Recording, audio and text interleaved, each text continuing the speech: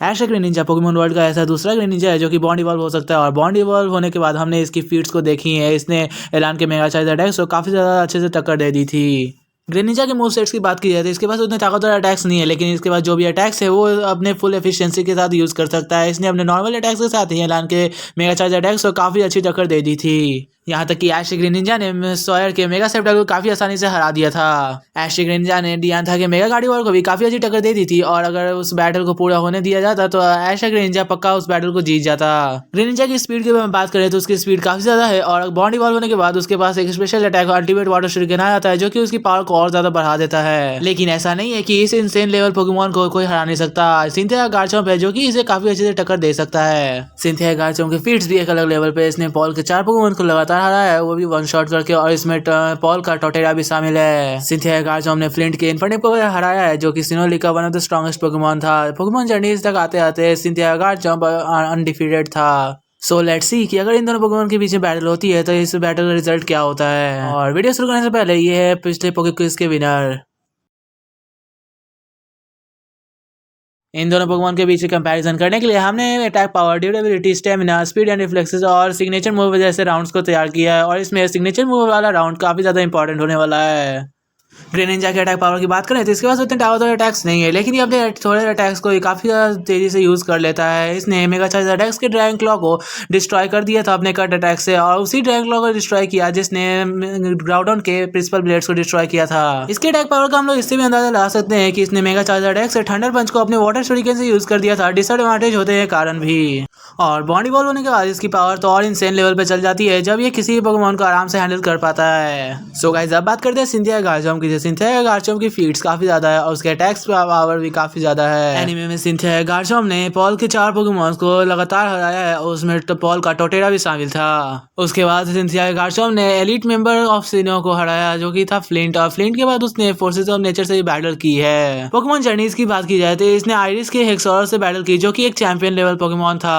Pokemon journeys में Cynthia गार्चम्प का हमने मेगा इवोल्यूशन भी देख लिया, और इसने हेक्सोरस को उसमें एक वन शॉट कर दिया था।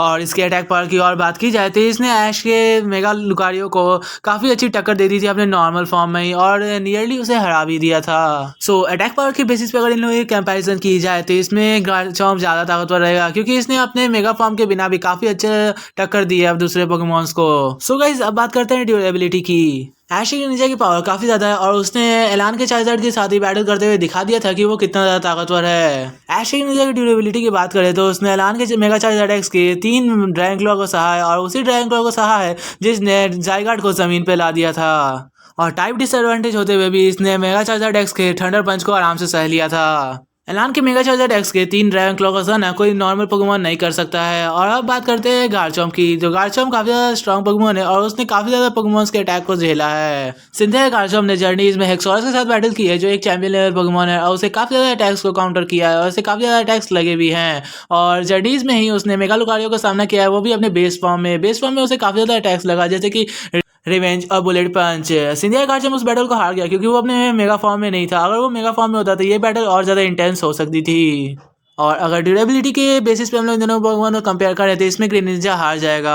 मैं ये नहीं कह रहा था कि एलान के मेगा चार्ज अटैक से ड्रैगन क्लॉ को सना कोई आम बात है, लेकिन as per the experience Cynthia गार्चम्प काफी ज्यादा ताकतवर है और अपने बेस फॉर्म में ही मेगा लुकारियो को इतनी अच्छी टक्कर दे देना कोई बड़ी बात है। सो इस राउंड का विनर होगा गार्चम्प। सो दोस्तों अब बढ़ते हैं नेक्स्ट राउंड की तरफ। नेक्स्ट राउंड है स्टेमिना। स्टेमिना के बेसिस पे सिंथिया गार्चम्प काफी ज्यादा ताकतवर है। सिंथिया गार्चम्प ने काफी लंबी बैटल की है। इसने हेक्सोरस के साथ भी काफी अच्छी बैटल की और फिर मेगा लुकारियो के साथ भी एक अच्छा बैटल हमें दिखाया। फ्लिंट के इन्फर्नेप के साथ भी इसने काफी अच्छी बैटल की और हम जानते हैं कि फ्लिंट का इन्फर्नेप सिनोली का one of the strongest Pokemon था। सिंथिया गार्चम्प एक ऑफेंसिव पोकेमॉन है, इसलिए कम टाइम में ज्यादा बैटल करना चाहता है। और दूसरी तरफ बात करें ग्रेनिंजा की, तो ग्रेनिंजा भी एक स्ट्रॉन्ग पोकेमॉन है और इसने साबित कर दिया था सॉयर के खिलाफ बैटल में और फिर एलान के मेगा चार्ज अटैक के खिलाफ। बैटल के बीच में ऐश ग्रेनिंजा की पावर तब बढ़ जाती है जब वो बॉन्ड इवॉल्व हो जाता है, लेकिन बॉन्ड इवॉल्व होने के बाद वो अपने ट्रेनर से जुड़ जाता है और जब ट्रेनर से जुड़ने के बाद उसकी पावर कुछ ज्यादा एग्जॉस्ट हो जाती है। और इसका प्रूफ हमने एनीमे में देखा है कि ग्रेनिंजा कोई भी बैटल ज्यादा देर तक नहीं लड़ता है, वो अपने बैटल को जल्दी खत्म करने की कोशिश करता है। और इसका प्रूफ है दियांथा का बैटल, एलान का बैटल और सॉयर का बैटल।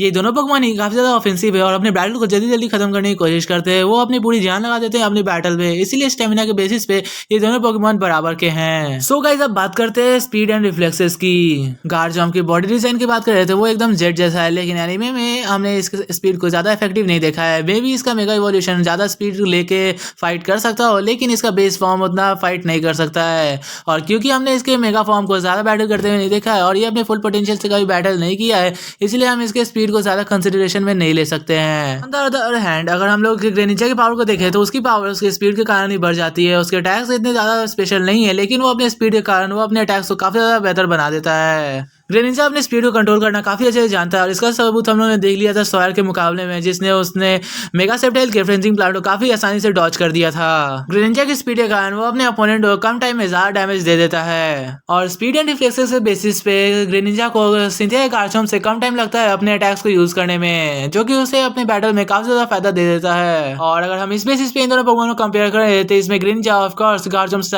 पावरफुल हो जाएगा। सो गाइस अब बढ़ते हैं अपने नेक्स्ट लेवल की तरफ, जो कि है सिग्नेचर मूव। गार्चम्प की सिग्नेचर मूव की बात करें तो वो है ड्रैको मीटियोर और ड्रैको मीटियोर यूज करने में उसको नियरली 5 सेकंड्स का टाइम लग जाता है। और दूसरी तरफ बात करें तो ग्रेनिंजा का स्पेशल मूव है अल्टीमेट वाटर शूरिकेन और उससे भी अपने अटैक्स को यूज करने में 5 सेकंड का समय लग जाता है। गार्चम्प और ग्रेनिंजा दोनों को अपने सिग्नेचर मूव का करने में सिर्फ 5 सेकंड का समय लगता है, इसलिए अभी दोनों पोकेमॉन के सिग्नेचर मूव की पावर डिसाइड करेगी कि इस राउंड का विनर कौन होगा। जब सिंथिया के मेगा गार्चम्प ने आइस के हेक्सोरस पर अपना ड्रैको मीटियोर यूज किया था तो उसमें हेक्सोरस ने उस ड्रैको मीटियोर को काफी हद तक काउंटर कर दिया था, लेकिन जब ग्रेनिंजा ने अपने स्पेशल मूव को एलान के मेगा चार्ज अटैक्स पे यूज किया था तो उसे काफी ज्यादा डैमेज पहुंच गया था और वो नियरली फेंट हो गया था। और इससे हम इन दोनों पोकेमॉन की पावर्स का अंदाजा लगा ही सकते हैं। इसलिए अगर इस राउंड को हम लोग कंसिडरेशन में लें तो इस राउंड का विनर होगा ग्रेनिंजा। सो अगर ओवरऑल रैंकिंग की बात करें तो इसमें ग्रेनिंजा और गार्चम्प दोनों के बीच में टाई देखने को मिलेगा, लेकिन अगर मेरी ओपिनियन की बात करें तो इसमें ग्रेनिंजा जीत जाएगा, क्योंकि पूरे एनिमे के बैटल में कोई भी ज्यादा मायने नहीं रखता सिवाय सिग्नेचर मूव के, और जिसका पावर सिग्नेचर मूव ज्यादा होता है वही जीतता है बैटल को।